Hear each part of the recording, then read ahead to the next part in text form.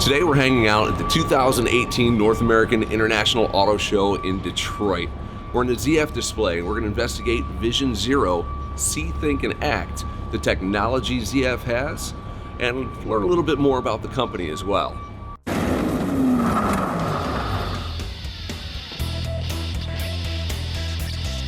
I'm Nate Pace, and this is Racing and Wrenching.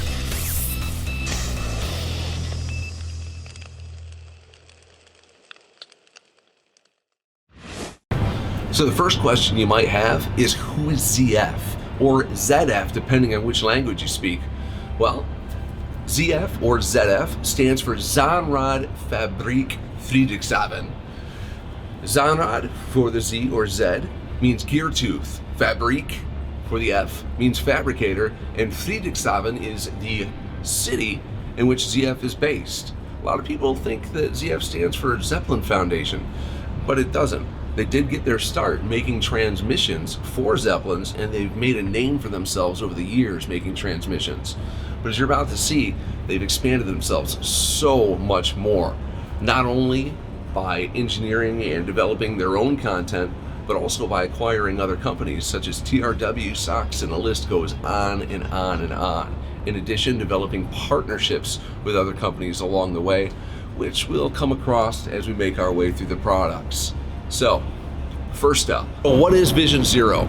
Well, it's zero accidents, zero emissions. And we're going to start right here with the steps for zero emissions. Step one, at least a starter generator. What this does is allows the vehicle to have start-stop functionality. It provides boost, not like a turbo or supercharger, but electric boost. Kind of like an F1 car when you get the curves, only you don't have to hit any button to activate it, just press down on the throttle. It also functions as a regenerative brake, which is going to feed electricity back to the battery. Step two, hybrid transmission. This hybrid electric motor will give you the same functionality as the starter generator that we talked about, giving you regenerative braking, adding power when you accelerate, but we can go a step further because of the added power output here. You can go up to 60 mile per hour or 120 kilometers per hour. It's the same speed about on this electric motor. Now, back here you see an 8 HP, this is their 8-speed transmission. You don't necessarily need a gear drive setup to work along with an electric motor. You can go with a single speed out. This is because we're still matching up to a gasoline engine. So again, step two. Step three, electric motor. No more gasoline engine. This electric drive unit pushes out about 150 kilowatts of power. What that converts to is 380 Newton meters coming out of the electric motor itself. Once it gets through the gear drive and headed out to the wheels, it's about 3,500 Newton meters, which is a little more than 2,500 pound-feet of torque heading to the wheels. That's supercar performance. Vision Zero. So we've covered zero emissions coming out of the vehicle. Now, whether there's emissions being made to produce electricity for the vehicle or not, that's a whole nother video and a whole nother discussion to get into. Right now, we're going to move on and talk about Vision Zero's zero accidents, which requires see, think, and act. And it all begins right here with vision systems to help us see. We've got long-range radars, camera systems, short-range radars, and LiDAR.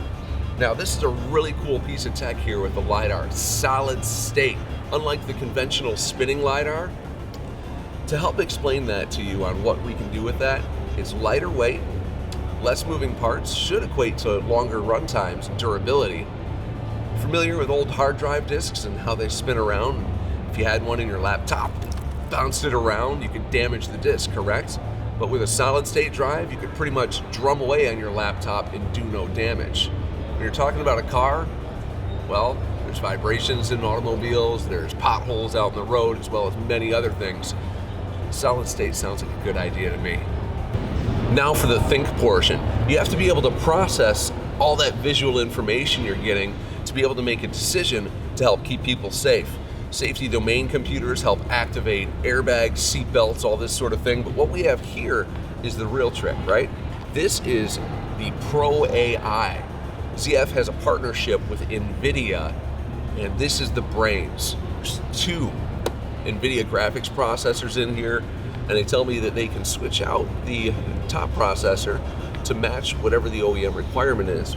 But this is the brains. This is what's doing all the calculation and what's helping to make the decisions to put things into action. Evasive maneuvers, when to activate brakes, what's going on in the world around it based upon all those vision systems. And last but not least, we have ACT. These are all the physical components that make the reactions that the AI decides on. All the way down here from the seatbelt, it's the ACR. It's got a pre-tensioner in it. I'm going to talk a little bit more about that in just a moment. The electronic power assisted steering for the front of the vehicle. The AKC, that's active kinematics control. This is a rear steer system, much like you'll find on Porsche, Cadillac, the CT6, BMW uses it. The Porsche actually uses individual units. You get one at each wheel, so not only can you steer, but you can also adjust the toe on the fly, helping you really get the car planted and keep hooked up. Right over here, we have an integrated brake controller. This is an electronic braking system, so no need for vacuum. Obviously, you have to go this way with no gasoline engine. You have the electronic motor spinning around. We're not getting any vacuum from that. Braking system, electronic parking brakes, and again, being controlled by the brake controller here to activate when needed.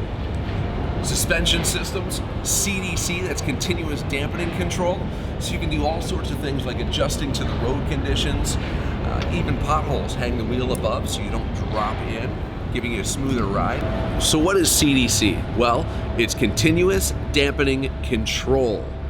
CDC is what makes it possible to have a smooth ride over rough surfaces and still a dynamic, spirited adventure out there on some smooth roads. Something that you could take equally to the track as well as for a Sunday cruise. That pothole up ahead, don't worry about it. All this is because of the adjustable suspension system. It's not magnereological, that's a whole other thing. Just changing the thickness of the fluid.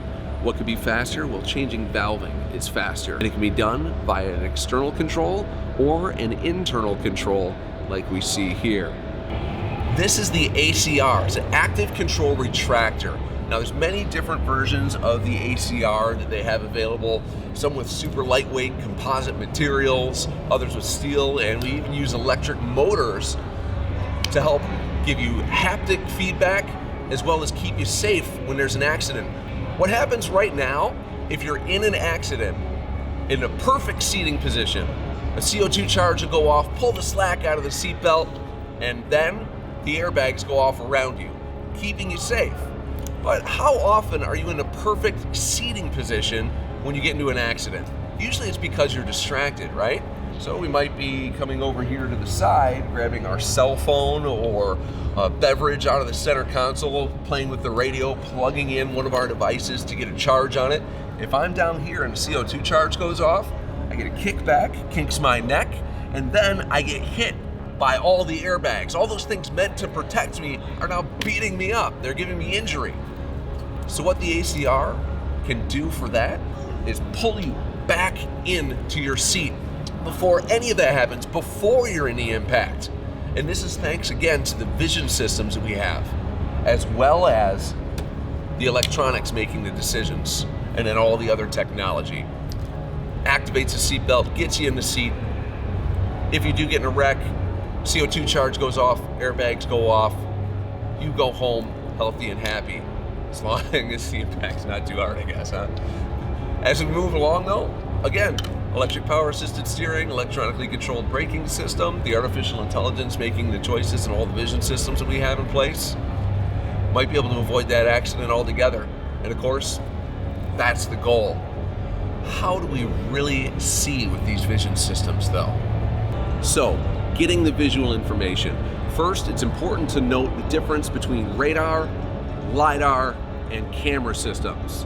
Radar gives us distance, doesn't tell us what shape anything is, so we don't know what it is, we just know how far away it is. Camera systems give us an extreme amount of detail. You can go with a narrow telescopic lens, see far ahead, a wide view, or even a fisheye view up close to give you the best view of what's right next to the vehicle. But there's limitations. Weather, is a huge obstruction for camera systems. And then we've got LiDAR. LiDAR gives us distance as well, but it can also map a 3D image. Can't read surfaces though. So if you need to read a surface, you've got to have a camera system. And that's what we're showing on the screen here behind us as we're going through, and we're seeing street signs up here. Let's find it over here. Their camera systems can even read the LED street signs, so as the signs are flashing and coming across, it still reads them. There we are, 120 kilometers per hour, which is about 60 miles per hour here in the US, roughly. We can go on and detect vehicles, detect people, but you're going to notice there's some limitations on some current systems. If you see that going by, that was a bicycle. You have to rewind, look back again on the side of the road here, and watch all these points going around. People, vehicles, but a point-to-point system with a camera, well, it leaves a little to be desired. What does it leave to be desired? Well, what was that object? Was it a bicycle or was it a person? We don't know. We don't know if something's a small child or a small animal with point-to-point. You only see a box. However, right here, semantic segmentation. What we're able to do with this is get a full view of what it is we're looking at. This is very important because you need to be able to differentiate between movement and changing position. I know this might sound like the same thing. Movement, well, of course you're moving in order to change position. And if you've changed position, you've moved. But there is a difference between the two. For example, I'm standing right here. I'm moving, but I haven't changed position, right? If I go like this, I've moved, I haven't relocated myself. Changing location, I guess, is a better way to say it. So here we go. Now I've changed location. When you're dealing with autonomous driving, the biggest concern is the moral dilemma. What happens when you reach the mechanical limits of the vehicle? In order to eliminate that moral dilemma, you need to get information sooner, or at least reduce it. Sooner you have the information, the less likely you are to have to make that decision. So you can see how it's important to be able to tell the difference between someone moving around and someone changing location. If the computer is going off point to point and waiting for me to change location, I've already done all of this, extended my leg, and now I'm stepping out into the street. If you can see all those actions ahead of time, get the information to the artificial intelligence sooner, it has more time to react and more time to keep you and the occupant safe. So an incredible piece of technology. This is where NVIDIA comes into play. If you're familiar with video games, you take a graphics processor, it gets a data stream and creates a three-dimensional world around you, right? It's drawing this environment. So they're the perfect processors to go from a 3D world and turn it into data that the computer can understand. Face ID. Imagine a world where you can get into your car and drive it away without needing your key fob. Right now, you don't have to have a physical key anymore to get into the vehicle or access it. We went from that to keyless entry by tapping a button. Now you can simply have the key fob in your pocket. The vehicle recognizes you. You can open the door, start the vehicle with a push of a button, and drive away. But anyone with that key fob can do so.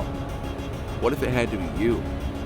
What if all it needed to do was look and register your face or any of your friends' faces and family members that you have allowed it to function for? What if you order a ride share on your cell phone and it's an autonomous vehicle that shows up? How is it going to know that you are the right passenger? Autonomous package delivery? How does it know you're the right recipient?